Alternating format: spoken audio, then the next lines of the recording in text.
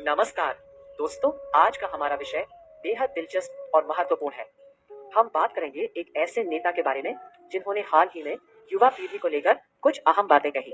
बिल्कुल, मोहन भागवत, जिन्होंने राष्ट्रीय स्वयंसेवक संघ के सरसंघ चालक के रूप में अपनी आवाज उठाई, ने कहा कि असली नेतृत्व का मतलब केवल चुनाव जीतना या भाषण देना नहीं है। उन्होंने यह टिप्पणी मुंबई में जेनरेशन जेड और अल्फा पीढ़ी के छात्रों से बातचीत के दौरान की।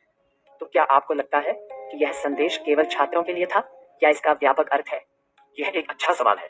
भागवत ने कहा कि एक प्रभावी नेता को ज्ञान, सराहना और साझा करने की क्षमता होनी चाहिए। यह वास्तव में एक गहन दृष्टिकोण है। उन्होंने एक संस्कृत श्लोक का भी उल्लेख किया जिसमें कहा गया कि संकट के समय में एक नेता को योद्धा की तरह आगे बढ़ना चाहिए। यह विचार कितना प्रासंगिक है, खासकर आज के समय में। हाँ, और उन्होंने जैन जी की ईमानदारी की भी तारीफ की। ये दिलचस्प है कि भागवत ने बेरोजगारी, आरक्षण और LGBTQ जैसे मुद्दों पर भी खुलकर अपनी राय साझा की।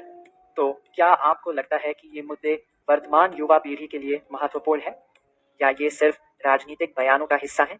ये निश्चित रूप से महत्वपूर्ण है।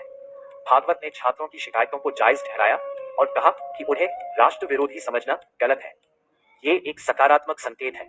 बिल्कुल। अब अभिजीत तिपके ने भागवत की बातें सुनकर अपनी प्रतिक्रिया दी है। उन्होंने कहा कि यह महत्वपूर्ण है कि बीजेपी और नरेंद्र मोदी भी इस पर ध्यान दें।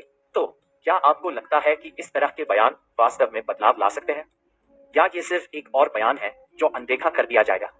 यह देखना दिलचस्प होगा, लेकिन एक बात तो साफ है, युवा पीढ़ी को इस बातचीत का हिस्सा बनाना बहुत महत्वपूर्ण है। सही कहा आपने।